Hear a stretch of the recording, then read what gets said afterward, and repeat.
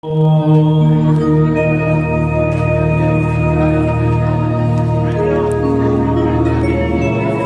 અને વધુ એકબીજાને જે વચન આપે છે, એકબીજાને જે પ્રોમિસ આપે છે, અને આ વિધિનું નામ, આ જે વચન છે તેનું નામ છે સપ્તપદી.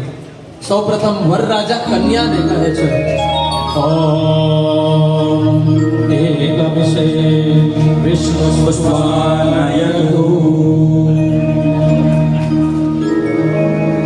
હે વધુ, તો મારા ઘરની અન્નપૂર્ણા થાય. એક સરસ મજાનો અહીંયા શબ્દ છે વિષ્ણુ ત્વાનયતુ. આમ તો ભગવાન વિષ્ણુનું નામ છે, પણ વિષ્ણુ શબ્દને ખોલીએ, એમની વ્યુત્પત્તિ કરીએ તો વિષ્ણુનો અર્થ થાય વ્યાપક. કે તું હવે વ્યાપક બનજે.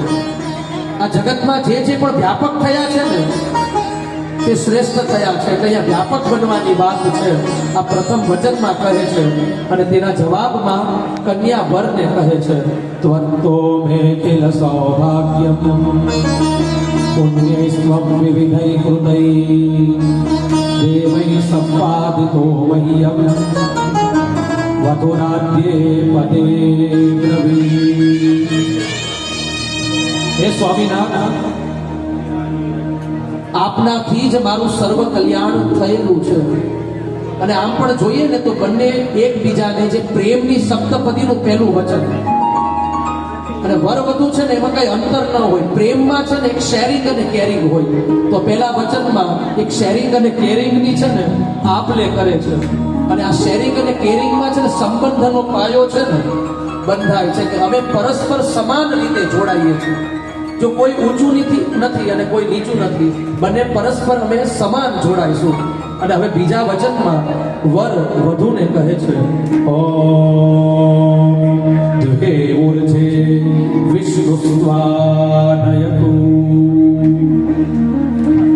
એક નાના વચનમાં જાણે કે છે ને આખો જીવનનો સાર કહી દેતા હોય કે હે વધુ, યુ આર માય સ્ટ્રેન્થ, તો મારું બળ છો. અને આમ પણ સ્ત્રી છે ને એ જીવનનો અને ઘરનો પાયો હોય. મોટી ઇમારત હોય પણ ઇમારતનો પાયો છે ને દેખાતો ન હોય, પણ એ પાયાના કારણે આખી ઉત્તુંગ ઇમારત છે ને ઊભી છે. અને સાહેબ, આ પાયો હલે ને ત્યારે ધરતીકંપ આવતો હોય છે. પતિના જીવનમાં સફળતા એના ટિફિનમાં ક્યારે સફળતા મૂકી દે તે પતિને ખબર હોતી નથી. અને એટલા માટે જ અહીંયા કહે છે કે તું મારું બળ છો. અને તેના જવાબમાં હવે આપણી આર્ય રમણી કન્યા કહે છે ઓમ કુટુંબમ પાલયિષ્યામિ આવવૃદ્ધ બાલકાદિકમ યથા લબ્ધેન સંતુષ્ટા બ્રૂતિ કન્યા દ્વિતીયકે. આપના આબાલ વૃદ્ધ કુટુંબનું હું પાલન કરીશ. આપની સાથે જે જોડાયેલા હશે ને તેને હું પોતિકા કરી અને એમનું સન્માન જાણીશ. અને સહજ રીતે જે કોઈ પણ જોડાયેલા છે એને સ્વીકારની વાત છે ને આ બીજા વચનમાં છે. અને એટલા માટે જ બીજા વચનનો જે પાયો હોય ને તે વિશ્વાસ છે. જાણે કે વર અને વધુ કહેતા હોય કે વિશ્વાસ અમારો શ્વાસ હશે. આ વિશ્વાસથી સહજ રીતે પ્રેમની આ બીજી સપ્તપદીની આ જો બીજું પગથિયું છે એ ચડાતું હોય છે. ત્રીજું વચન આપતા વર કહે છે ઓમ ત્રિવીરાય સ્પોખાય વિષ્ણુ સ્વાનયતુ. આ જગતમાં હું અને તું જ્યારે આવ્યા છીએ ત્યારે તું મારા ઘરની અધિકારીની થાય. જો ખરા અર્થમાં ગૃહિણી ઘરમાં આવતી હોય ને ત્યારે તે ખરા અર્થમાં ઘર બનતું હોય છે. કોઈએ બહુ સુપેરે કહ્યું છે કે તુમ હો તો ઘર ઘર લગતા હૈ, તુમ હો તો ઘર ઘર લગતા હૈ, વરના મુજે ડર લગતા હૈ. એવું સરસ મજાનું પ્રાસમાં બેઠાડ્યું કે મારા ઘરની સંભાળ માટે તું અધિકારીની થાય. ફરીવાર અહીંયા વિનોદભાઈ જોશીને યાદ કરવાનું મન થાય કે કૂચી આપો બાઈજી. આમ જે બાઈજી જે સાસુમાં હોય ને એમને સહજ રીતે કૂચી છે એ એમને આપી દેવી. આમ તો જોઈએ ને કે સૌથી વધારે પ્રાર્થના છે વરના મમ્મી કરતા હોય કે જલ્દી લગ્ન થઈ જાય. લગ્ન થઈ જાય ને પછી બાંધનારું પ્રાણી પણ આ જ હોય. પણ કૂચી આપો બાઈજી, સહજ રીતે કૂચી છે ને અહીંયા આપી દેવી. અને હવે ત્રીજા વચનમાં કન્યા વરને કહે છે કે હું આપનું આદર, આપનું ઔચિત્ય છે તે જાળવીશ. એકમેકના અસ્તિત્વ અને વ્યક્તિત્વનું અમે સન્માન કરીશું અને સ્વીકાર કરીશું. જો આ એક્સેપ્ટન્સ, આ જે એક્સેપ્ટસી, સ્વીકાર છે ને, બહુ મહત્વની ને બહુ અદ્ભુત વાત છે. ઘણીવાર આયખું વયું જાય અને એકમેકને કોઈ સ્વીકાર કરતા હોતા નથી. તો હૃદય જ્યારે હા પાડે ત્યારે સ્વીકાર છે ને તે સહજ થતો હોય છે.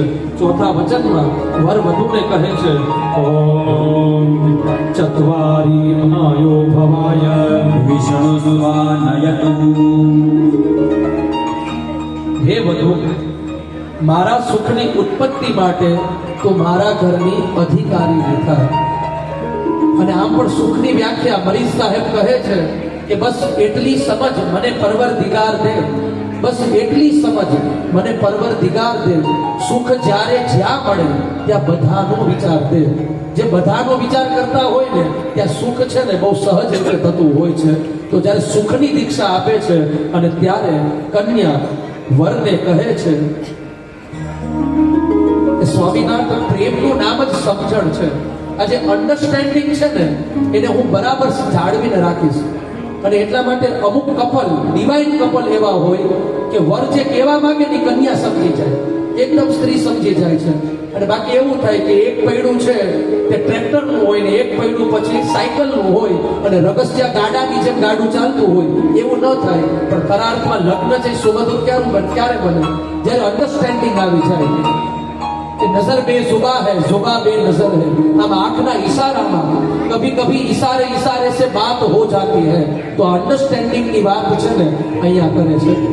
અને પાંચમું વચન આપતા વર કહે છે, ઓમ પંચ પશુભ્યો વિષ્ણુ સુવાનયતુ. વર વધુને કહે છે કે જીવનની દીક્ષા અને શિક્ષા છે કે આપણે જ્યારે આ જીવનની યાત્રા શરૂ કરી છે તો આપણું કેન્દ્ર, આપણે પહોંચવાનું ક્યાં છે? તો અહીંયા અમે પરમાત્માને પ્રાપ્ત કરીએ. જો જીવનમાં વિભુનિષ્ઠ બનીએ, તત્વનિષ્ઠ બનીએ, આપણા કેન્દ્રમાં ધર્મ હોય તે રીતે આપણે જીવન જીવીએ. આ વાત વર કરે છે. અને ત્યારે તેના વચનમાં, તેના રિપ્લાયમાં કન્યા કહે છે કે પ્રેમનું એક સ્વરૂપ છે ને તેનું નામ છે કાળજી.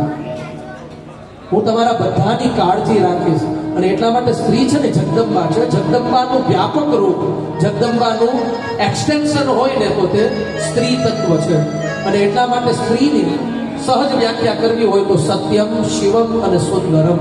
સત્યમ, શિવમ અને સુંદરમ, આ ત્રણે ત્રણ ઘાટ છે એ સહજ સ્ત્રીના જીવનમાં દેખાય. પાંચમા વચનમાં કહે છે કે હું તમારી કાળજી રાખીશ. છઠ્ઠું વચન આપતા હવે વર કહે છે વધુને, ઓમ શરદોભ્યો વિષ્ણુ સુવાનયતુ. છ ઋતુમાં આપણે સુખ ભોગવીએ. જો આ જીવનરૂપી બગિયા છે, આ બગિયાનું કેન્દ્ર શું હોય તો કે સુખ હોય, આનંદ હોય. પણ જીવનમાં આપણે જોઈએ છે કે હેપીનેસ ઇન્ડેક્સ છે ને એની પાછળ માણસને મળતી નથી. હેપીનેસથી દૂર દૂર થતો જાય છે. કેમ? તો કે વિચારો કંઈક મળતા નથી. તો વિચારોનું વાવેતર થાય, જ્યારે સુખની આપલે થાય, એક અન્ડરસ્ટેન્ડિંગ હોય ત્યારે ખરા અર્થમાં એ સુખ, એ વસંત છે ને આવતું હોય છે. અને કહે છે કે આપણે સુખને પ્રાપ્ત કરીએ. અને તેના જવાબમાં કન્યા કહે છે કે આ સુખની ચાવી મારી પાસે છે. શું છે? તો કે પરસ્પરમાં અમે ફોરમતા રહીશું. એકબીજાનું સાનિધ્ય, એકબીજાનો સંસર્ગ, એકબીજાનો સંપર્ક હશે ને, એકબીજાની સાથે હશું ને તો સહજ રીતે આપણે પરસ્પર ફોરમતા રહીશું. અને ત્યારે અંતિમ વચનમાં હવે વર વધુને કહે છે, ઓમ સખે સપ્તપદા ભવ સામાનતા ભવ વિષ્ણુ સુવાનયતુ. એક અદ્ભુત વાત છે ને આ સાતમા વચનમાં જ છે. જો ધણી ધણિયાણી આવા શબ્દો શાસ્ત્રમાં નથી. એમ કહે છે કે સખે સપ્તપદા ભવ. First you become my friend. પહેલા આપણે મિત્ર બનીએ. જ્યારે મિત્ર બનીશું, જ્યારે સખા બનીશું ત્યારે એકબીજાને આપણે શેર કરી શકશું. તો તું મારી મિત્ર બન. અને ત્યારે અંતિમ વચનમાં કહે છે કે હું મિત્ર બનીશ અને સાથે એકબીજાને સ્નેહ કરીશું. લે મને ગમ્યું તો આ મારું, પણ તને ગમ્યું તો તારું, અને લેને કરીએ આપણે સહિયારું. સહજ રીતે જ્યારે સહિયારું થાય અને ત્યારે લગ્ન જીવન છે તે આનંદપ્રદ છે ને તે બનતું હોય છે. આમ તો ગણિતમાં 1 અને 1 આનો સરવાળો 2 થાય, પણ લગ્નનું ગણિત નોખું અને અનોખું છે. અહીંયા 1 અને 1 આનો સરવાળો પણ સહજ રીતે 1 થાય છે. શરીર 2 પણ પ્રાણ 1. અને એટલા માટે જ પ્રેમ તત્વની વ્યાખ્યા જ છે love is not getting but giving. પ્રેમમાં આદાન ન હોય, પ્રેમમાં સહજ પ્રદાન હોય. આપ બંનેની સપ્તપદી છે તે અનંતપદી બને, તે આનંદપદી બને, તે ભાવ સાથે ઓમ સ્વસ્તિ કલ્યાણ.